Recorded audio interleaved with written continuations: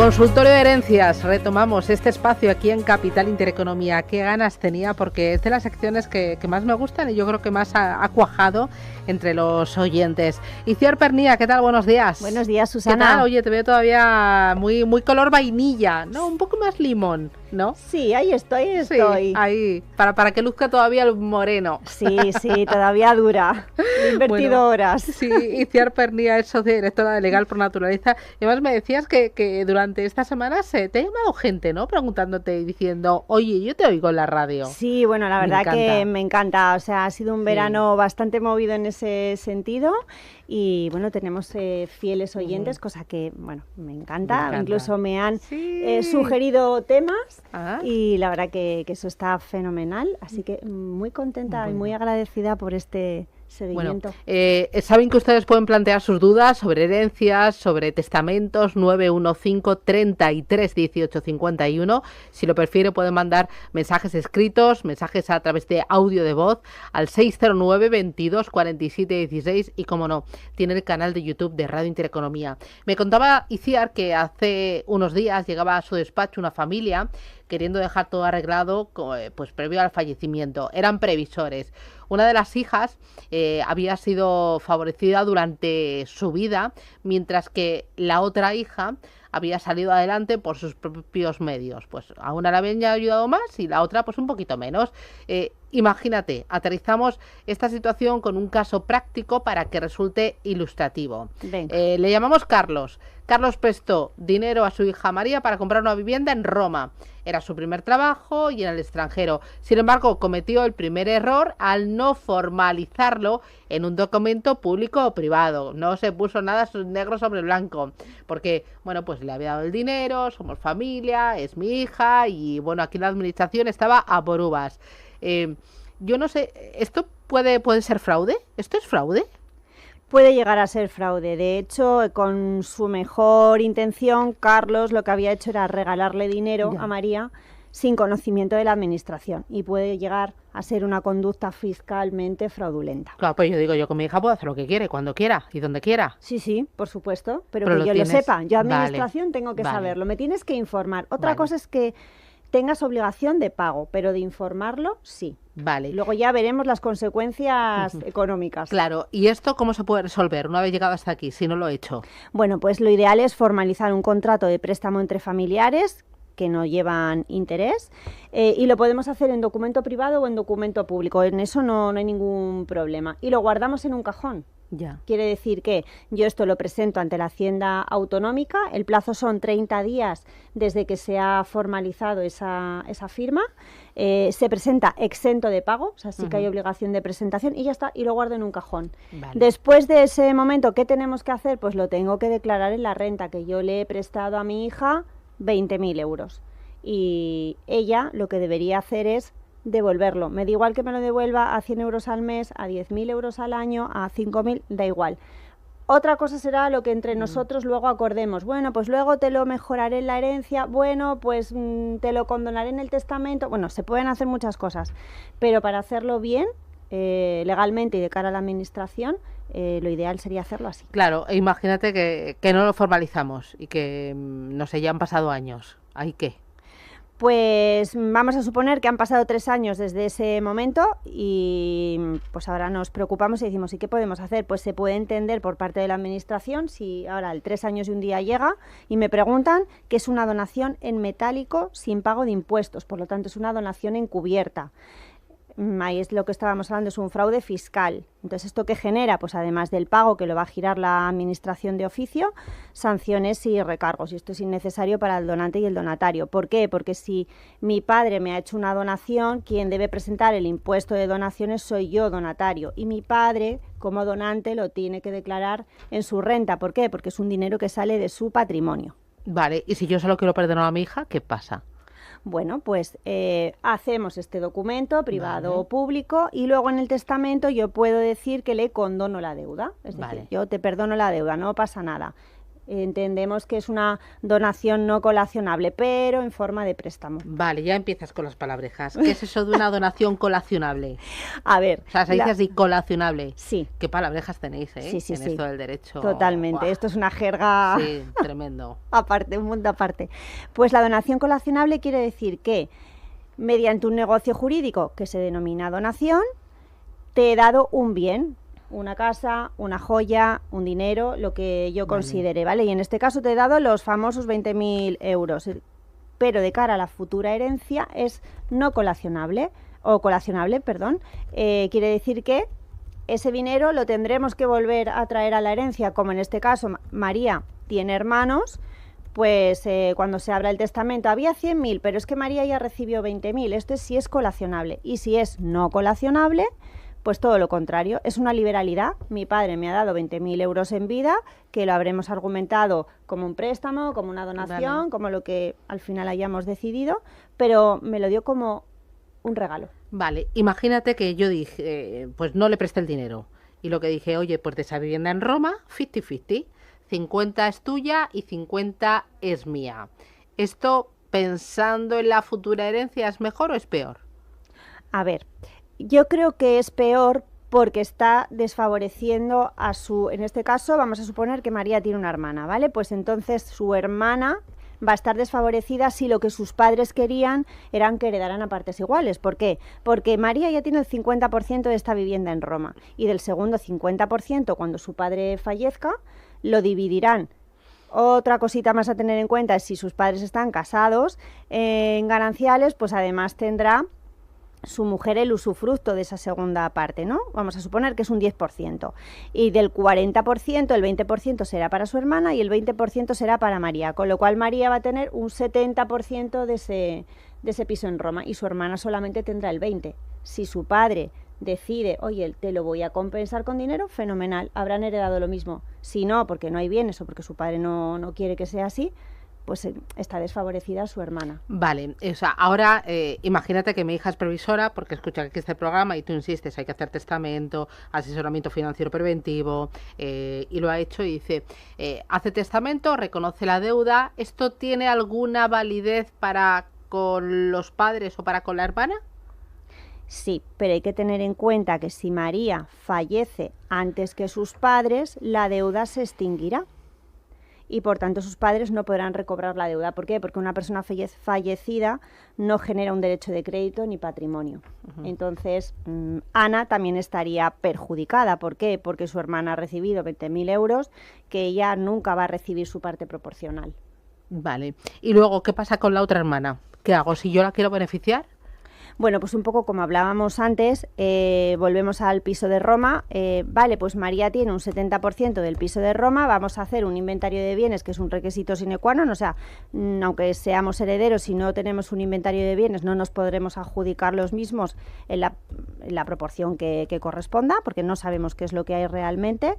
En ese caso, pues vamos a valorar económicamente todos los bienes, me da igual que sean joyas, obras de arte, viviendas, o incluso deudas, ¿vale? Y nos iríamos al pasivo de la herencia. Y tendremos que saber, vamos a imaginar que sí hay testamento y que su padre lo que quería era que heredaran a partes iguales. Pues en ese caso, mi hija María ha recibido ya 20.000, voy a compensar a mi hija Ana con 20.000 adicionales en la herencia. Vale. Siempre la idea es que no haya excesos de adjudicación. Y si no heredan a partes iguales, pero heredan a porcentajes, como las dos necesariamente van a recibir la legítima, vale, su padre tendrá que decidir en testamento cómo quiere repartir los 2/3 restantes, mejora y libre disposición, pero que al final las dos reciban lo mismo, o sea, que ese 100% de la herencia lo reciban las dos para que no haya excesos de adjudicación. ¿Por qué? Porque esto genera también impuestos adicionales para que la que recibe más. Claro, de este caso, 3 enseñanzas que a mí me tengan que quedar claras.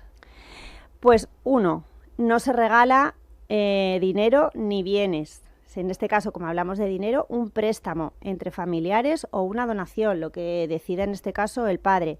2, que sea colacionable o no colacionable, también a elección del padre. 3, siempre hacer testamento.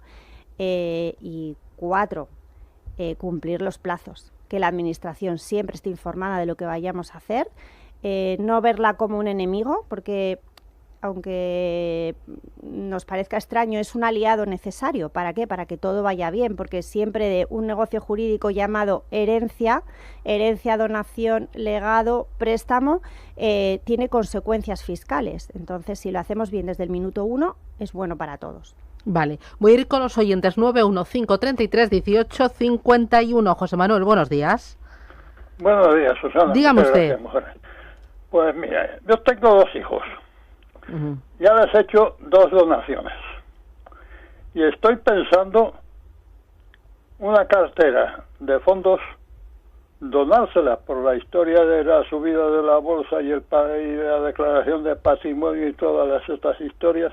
Entonces lo que no sé es si se puede hacer según están con la valoración actual de los fondos, o eso hay que hacerlo efectivo, o hay que pagar plusvalías por las plusvalías que tienen algunos fondos.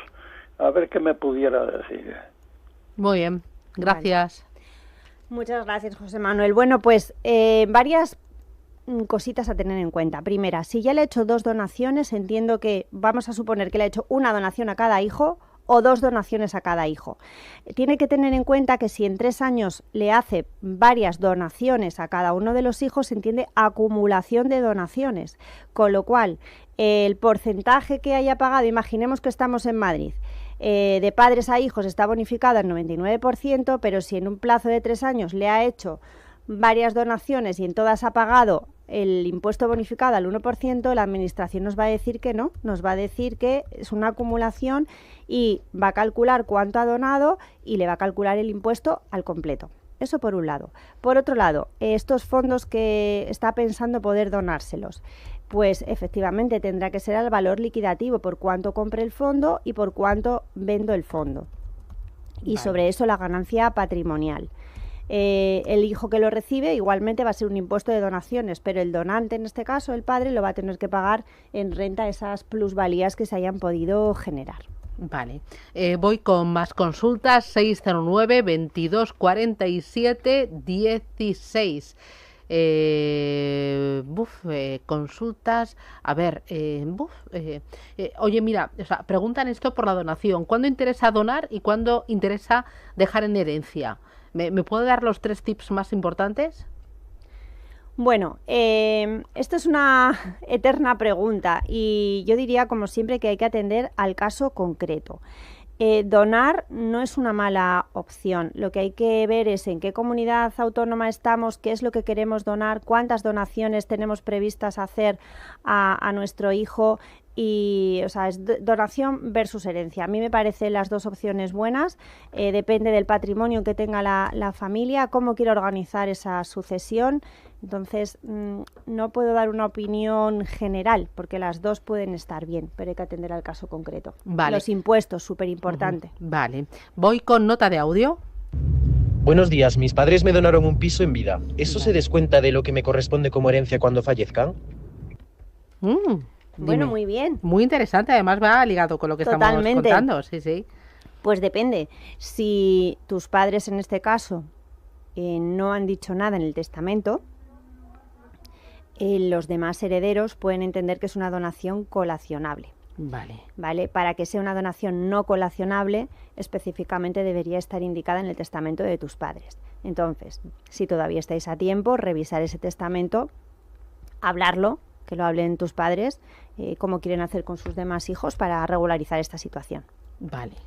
Esto es muy habitual, ¿verdad? Sí. Sí. Y muchas veces por desconocimiento, claro. Por eso me gusta... Porque todo con buenas intenciones, ¿no? Sí, normalmente. Y sin pensar en el futuro.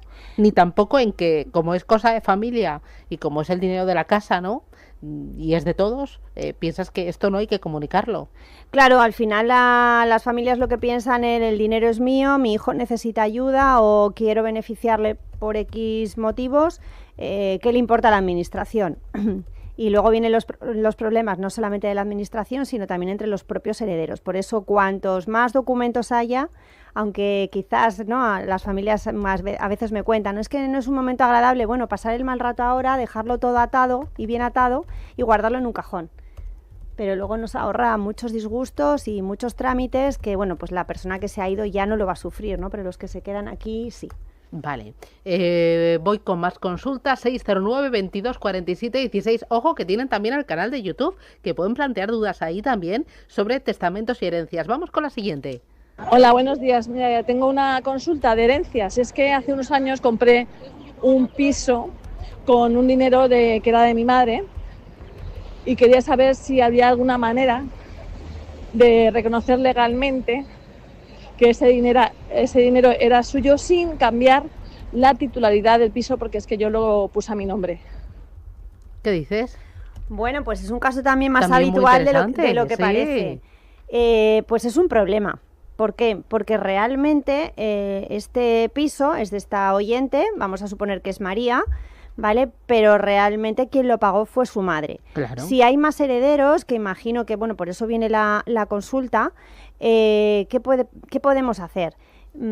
A ver, podemos donarle el piso que mi madre realmente me ha regalado, se lo puedo donar a mi madre para que ella a futuro nos lo deje en herencia a los herederos, pero es verdad que paga impuestos, o sea, cualquier movimiento que hagamos va a generar pago de impuestos.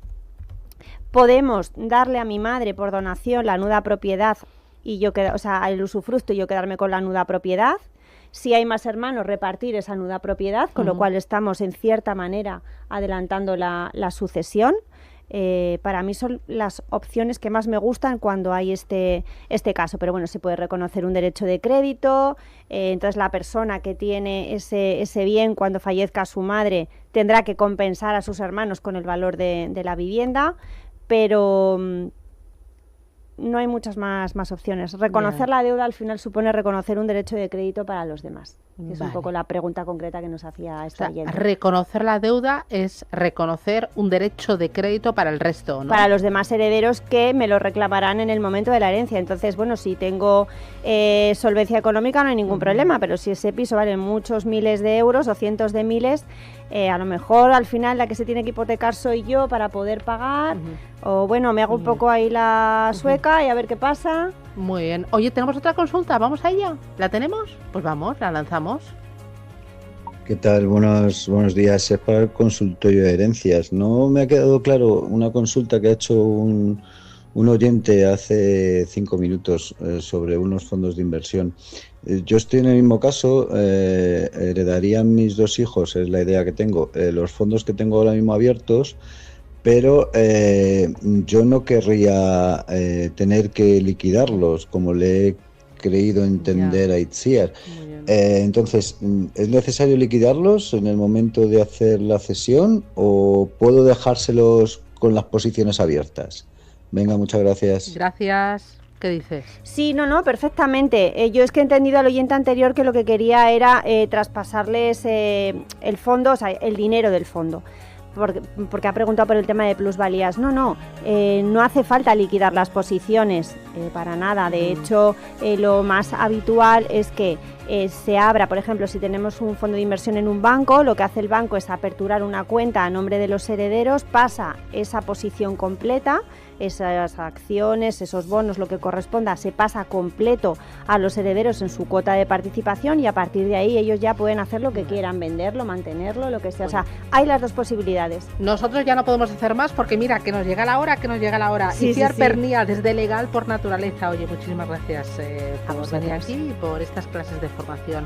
Es súper interesante, ya ves que los oyentes están on fire. Bueno, estoy feliz de ver que tenían tantas ganas que retomáramos el consultorio. Claro que sí. Y siempre dispuestos a ayudar. Pues nada, claro un que placer. sí. Gracias, Igualmente. Itziar. Un abrazo. Chao, Igual. adiós.